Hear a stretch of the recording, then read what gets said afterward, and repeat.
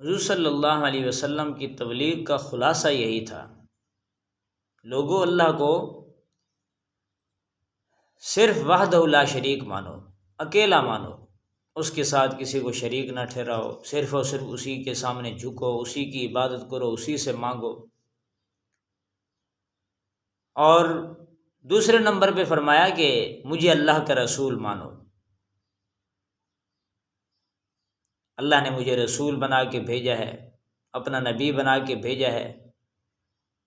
رسالت پر ایمان لانا۔ تیسرے نمبر پہ فرمایا قیامت پر بھی ایمان لے آؤ، اللہ تبارک و تعالیٰ دوبارہ اٹھائیں گے، زندہ کریں گے، حساب کتاب لیں گے۔ بنیادی چیزیں یہی تین تھیں۔ انہوں نے کہا اچھا ہم اللہ کو ایک مانیں، سارے معبودوں کو چھوڑ کے صرف آپ کی بات مانیں، اور جو آپ جو کہہ رہے ہیں کہ ہے مجھے اللہ کا رسول مانو، تو الیاذ باللہ اللہ تبارک و تعالیٰ کو آپ ملے تھے رسول بنانے کے لیے۔ ہم میں سے کوئی سردار ہوتا یا کوئی طائف میں سے کوئی سردار کوئی رسول بن جاتا، اگر ہم میں سے ہی ہونا ہے، انسانوں میں سے ہی ہونا ہے، تو مکہ کے کسی بڑے سردار کو بنا یا طائف کے کسی بڑے سردار کو بناتے۔ اللہ نے فرمایا اچھا میں تمہارا محتاج ہوں کہ تمہاری رائے لیتا میں۔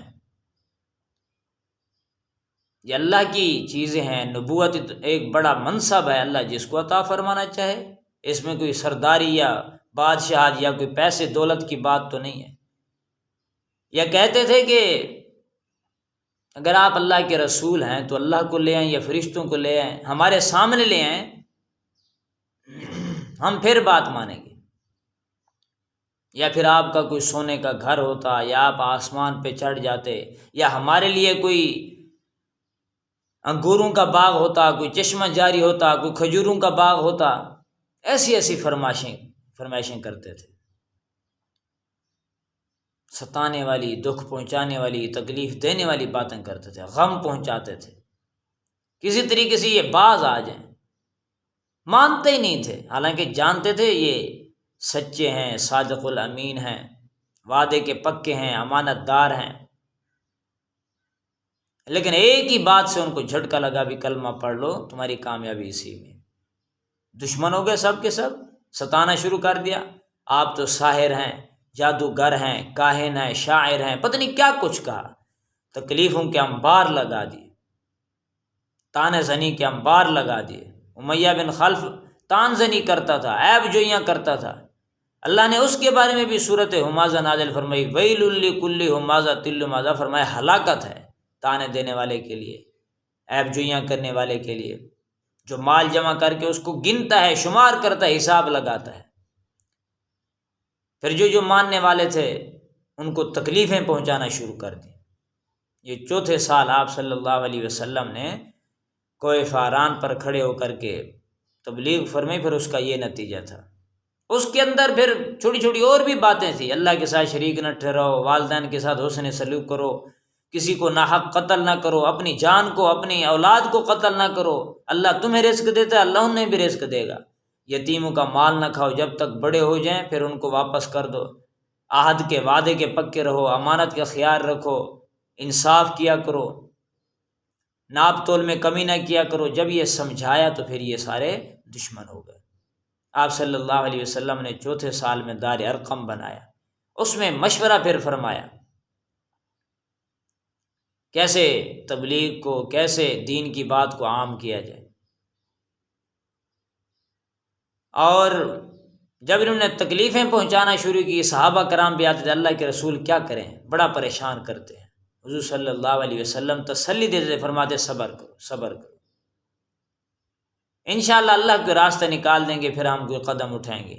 نبی تو وحی کا پابند ہوتا ہے، اللہ کے نبی وحی کے لیے جو ہے وہ انتظار میں تھے، جب وحی آئے گی جو کچھ اللہ فرمائیں گے ہم تو وہی کریں گے، بس تسلی اور صبر کی تلقین فرمایا کرتے تھے۔ کوئی بات نہیں، کوئی بات نہیں۔ اپنی بیٹیوں کو، زینب، رقیہ کو، فاطمہ کو فرماتے تھے بیٹی پریشان نہ ہو، انشاءاللہ آپ کے باپ کا دین غالب ہوگا، گلی گلی، کوچے کوچے، گھر گھر میں پہنچے گا، تو جو عمل کرے گا وہ کامیاب ہوگا، جو اپنی طرف سے من گھڑت کہانیاں بنا کے اپنی ذہنی طریقے سے شریعت بنائے گا، اسی پہ عمل کرے گا، وہ ناکام ہوگا۔ آپ صلی اللہ علیہ وسلم نے پھر 5ویں سال حبشہ کی طرف 11 صحابہ کرام کو ہجرت کا حکم فرمایا۔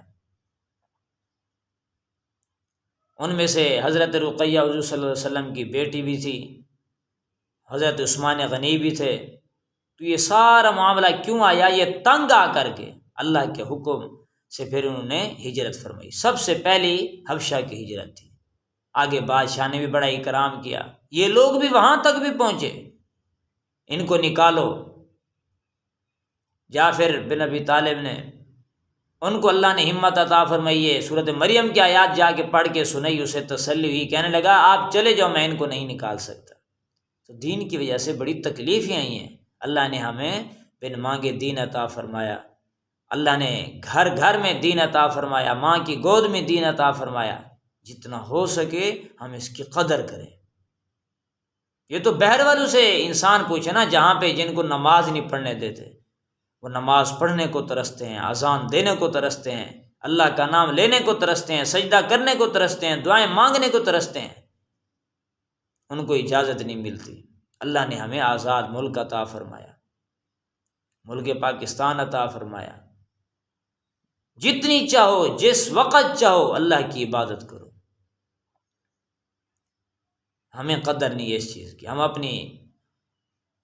اپنا یہ وقت ہے، اپنی یہ زندگی، اس کو قیمتی بنانے کی کوشش کریں۔ جو ضائع کرتا ہے اس کی اپنی مرضی، پھر حساب کتاب بھی ہے۔ اللہ صلی اللہ علیہ عمل کی توفیق نصیب فرمائے۔ وآخر دعوانا الحمدللہ رب العالمین۔